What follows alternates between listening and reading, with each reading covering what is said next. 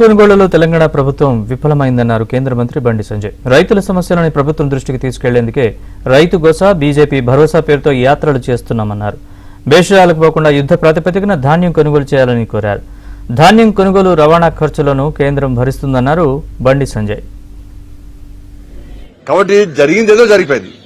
బేషజాలకు పోకుండా నా విజ్ఞప్తి రాష్ట్ర ప్రభుత్వం కూడా ఈ విమర్శలు ప్రతి విమర్శలు వానేసి ఇప్పటికైనా అందరు కలిసి సమన్వయంతోని అందరి సూచనలు సలహాలు పాటించి యుద్ధ ప్రాతిపదికన కొనుగోలు ప్రారంభించి రైతులకు ఇబ్బంది కాకుండా కొనాల్సిన బాధ్యత రాష్ట్ర ప్రభుత్వం ఉంది. బేషజాలకు పోవద్దు. ఎవరిచ్చిన సూచనలు తీసుకోండి. దానిలో మంచి సూచనలుంటే పాటించండి, సలహాలుంటే పాటించండి. రైతులు నష్టపోకుండా ప్రతి గింజ కొంటాను మాటించిన కాబట్టి ప్రతి గింజ కొనండి, బోనస్ ఇవ్వండి.